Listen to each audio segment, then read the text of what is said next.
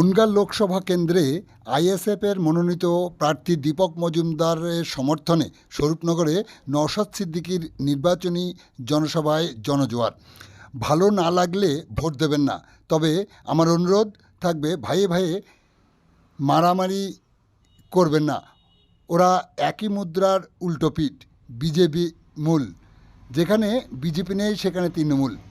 আপনারা কখনো দিলীপ ঘোষের সাথে থেকে শুরু করে শুভেন্দু অধিকারী, মোহাম্মদ সেলিম, সুজন চক্রবর্তী, অভিষেক থেকে শুরু করে শাসক দলের নেতৃত্ব কাউকে মার খেতে দেখেছেন?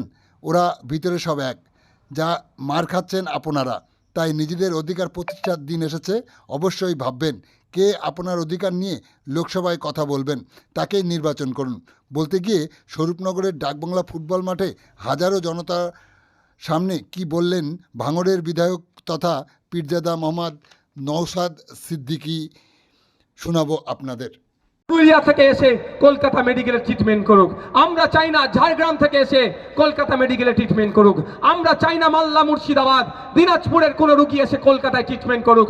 আমরা চাই কলকাতাতে যে সমস্ত সরকারি বড় বড় হসপিটাল আছে, চিত্তরঞ্জন থেকে শুরু করে, এসএসকেএম থেকে শুরু করে, মেডিকেল থেকে শুরু করে, ওই ধরনের বড় হসপিটাল প্রতিটা জেলায় একটা করে তৈরি হোক। আগামী দিনে যদি আমাদেরকে সুযোগ দেন, ওই দায়িত্ব বছরে আমরা একটা হলেও তৈরি করব আপনাদের জন্য। সকলে বিদায় নেন, আস্তে আস্তে যান।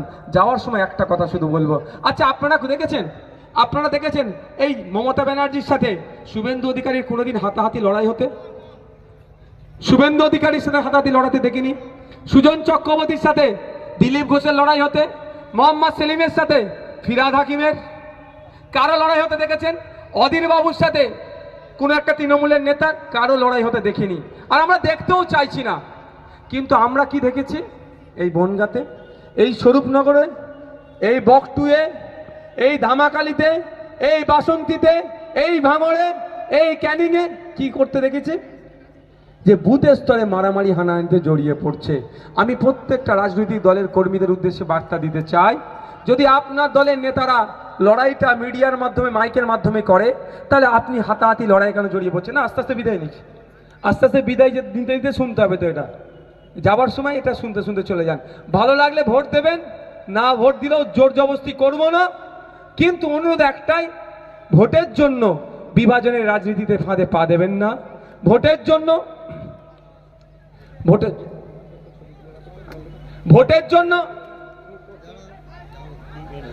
জন্য প্রতিবেশীর সাথে হিংসায় জড়িয়ে পড়বেন না।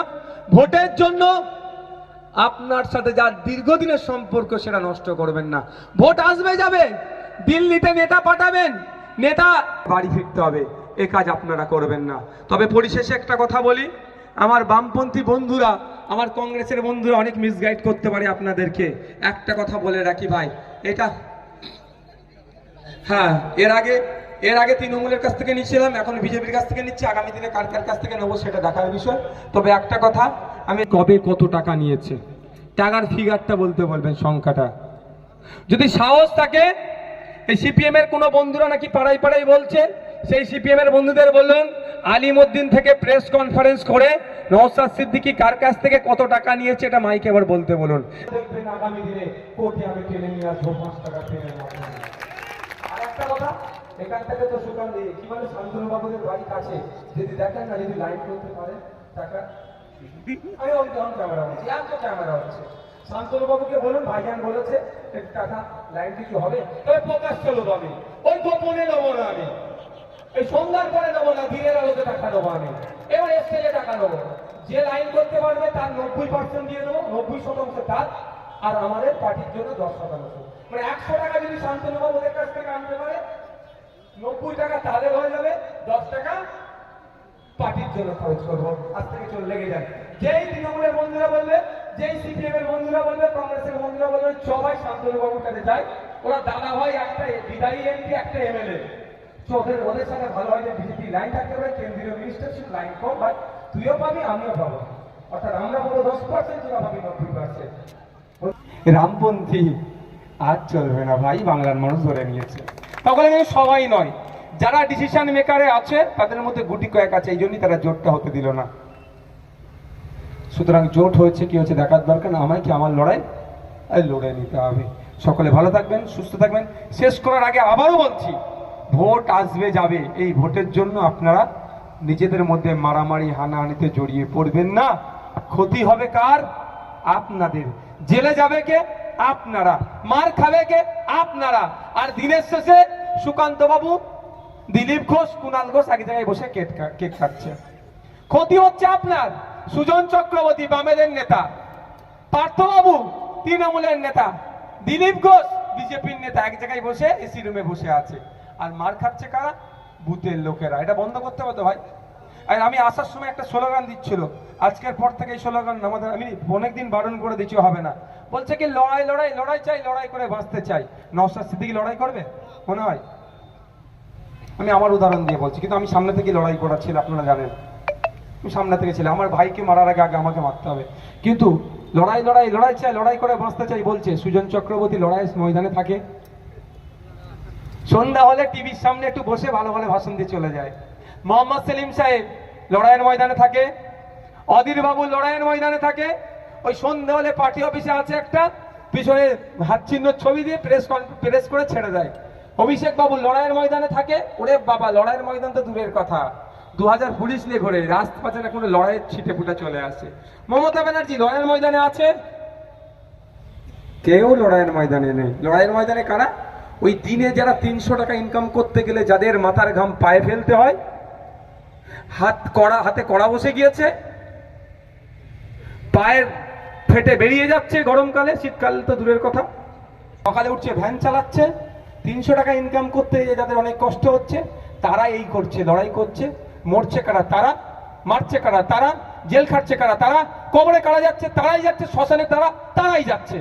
আর আমার মতো নেতারা এসি রুমে বসে বছরে একবার করে হলে গিয়ে এসে ওই ছবি দিয়ে অমুক অমর রহে বলে ছেড়ে দিচ্ছি। বাকি 364টা দিন ওর পরিবারের কি করে কাটছে সে দেখছে ভাই। তাই আমরা এই স্লোগানকে বন্ধ করছি। আমাদের মঞ্চ থেকে আজকে দিয়ে ফেলেছে, যারা দিয়েছেন তাদের উদ্দেশ্যে বলছি, মিডিয়ার মাধ্যমে আমার পার্টির ছেলেরাও দেখতে পাবে। এই লড়াই লড়াই লড়াই চাই, লড়াই করে বাঁচতে চাই, ওই স্লোগান দেওয়া যাবে না। ওই দিন কি আমি বলবো তোমরা দেবে, যেই দিনকে মোহাম্মদ সেলিম সাহেব, যেই দিনকে সুজন চক্রবর্তী, যেই দিনকে দিলীপ ঘোষ, যেই দিনকে কুণাল ঘোষ, যেই দিনকে অধীর বাবু, যেই দিনকে মমতা ব্যানার্জি, যেই দিন অভিষেক ব্যানার্জি লড়াই করতে নামবে, তারপরে আমরা ভাববো আমরা দেবো কি দেবো না।